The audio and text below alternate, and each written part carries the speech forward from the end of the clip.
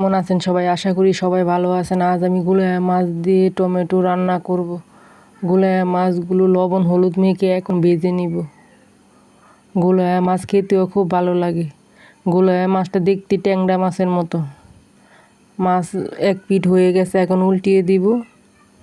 মাছটা আমি হালকা ভেজে নিব, বেশি মচমচ করে ভাজবো না। মাছ ভাজা হয়ে গেছে, মাছটা এখন নামিয়ে নিব।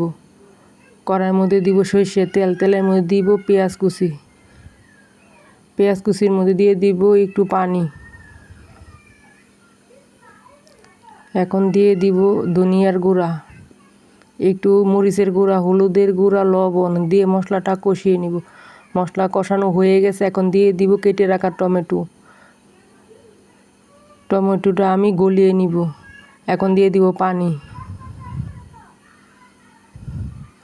পানির মধ্যে জাল উঠে গেছে, এখন ভেজে রাখা গুলেয়া মাছটা দিয়ে দিব। টমেটো দিয়ে গুলেয়া মাছ রান্না করলে এভাবে খেতেও খুব স্বাদ লাগে। মাছটা একটু ঝোল ঝোল রাখবো আমি। টমেটো দিয়ে গুলেয়া মাছ রান্না হয়ে গেছে।